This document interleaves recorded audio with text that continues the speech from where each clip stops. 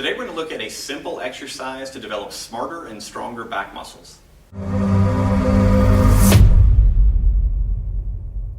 we're going to take a look at today is what we call ACM in Z Health, which is just a basic version of how to really learn to contract certain muscles. Now, we spend a lot of time working with people that are in pain, and one of the most common things we run into is back pain. And lots of people with movement problems in the shoulder, back and neck, legs, hips, often have some weakness or lack of good function in what are called the paraspinal muscles or muscles of the back. So today what I'm going to do is I'm going to show you a very specific exercise sequence that you can use to start to wake these muscles up. I want to go over a couple of things to be careful about first. Number one, the positions that we're going to be getting into, if you're doing them correctly, do require your head and neck to go into extension with a little bit of rotation. Now, that is usually very, very safe, but there are a few people that can have issues with that. So if you have any dizziness or any discomfort going into that particular neck position, I want you to leave that out. And you'll just basically do the exercise using your shoulder as if your shoulder is your head.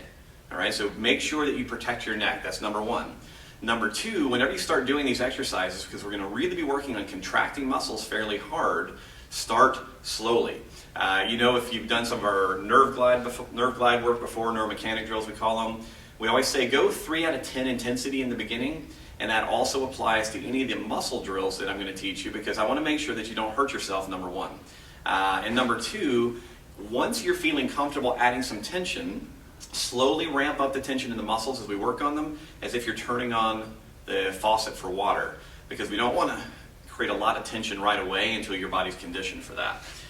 So the muscles that we're going to be working, basically, like I said, are what are called the paraspinal muscles. These are big groups of muscles. There's different names to them, but they work as a big group, and they, in essence, attach from the base of your skull all the way down to the top of your sacrum, which is the top of your tailbone area, and what's called your ilium or hip. So whenever we do this exercise correctly, what you're going to feel is a lot of muscle tension build up from your low back all the way up one side of the body, up the back of your neck, all the way to the back of your head, if you are using your head in this particular exercise. If not, you're just going to feel it from the base of your neck down. Okay, so like I said, number one, protect your neck. So whenever we look at these muscles, they have a bunch of combination movements that they perform. And so what we want to do first is we want to lengthen the muscles. We're going to put them under a little stretch, and then we're going to reverse that, and we're going to go back and contract them. So for this exercise, I'm going to work on the right side of my body. I'm going to ask you to do the same thing so that we can all do the same motion. So to start, to get these muscles under some stretch, I'm going to begin in a nice neutral stance, and I'm going to bend my knees. And then what I'm going to do is I'm going to tuck my pelvis. So I'm going to do what's called a posterior tilt. So I'm going to tuck my pelvis. Now, I'm going to work on my right side. So if possible, I want to actually tilt the left side of my pelvis up. So I've done a posterior tilt, and now I'm holding a left lateral tilt. Now from here, what we want to do from our low back all the way up to our head and neck is we want to rotate to the left. We want to bend everything to the left. And we then want to roll everything down and forward. And we keep adding that rotation to the mix until we feel a nice stretch from, again, the base of the skull all the way down the side of the body. So it's fairly complicated. You have to hold a lot of different movements or do a lot of movements at once. But that's one of the reasons that a lot of people have issues with these muscles, because they only work them in one direction at a time. And these muscles are designed to help us do a lot of combination movements. So now that we've kind of opened that area up, what we're going to do now is we're going to contract it. So for the contraction, again, I'm working on the right side of my body. I have to do exactly the opposite. So I'm going to get tall, bend my knees.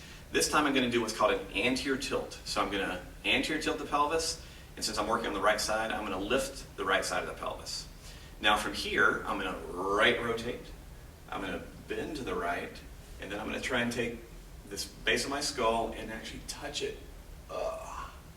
I'm going to try and touch it to the top of my hip, if you can think of it that way.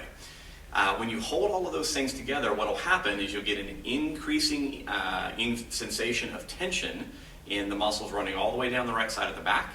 And once you've got all of that set, you can actually play with adding more lateral bend or more rotation or more extension to it to target different areas.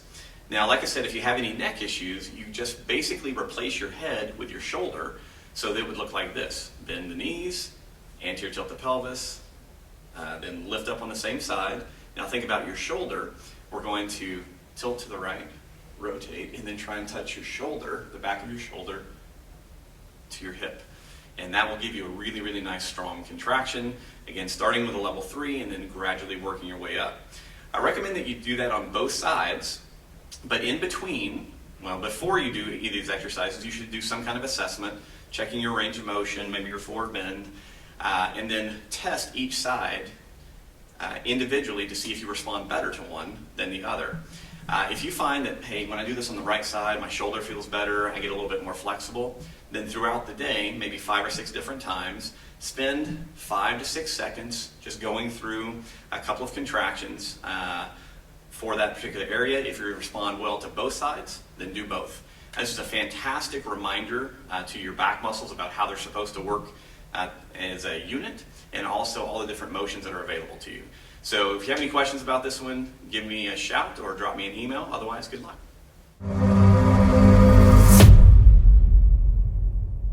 All right, rolling again. Keep it down, everybody in this office. All 3 of us, 4. Sorry. Did I already do the intro? You did. Okay. I have a star.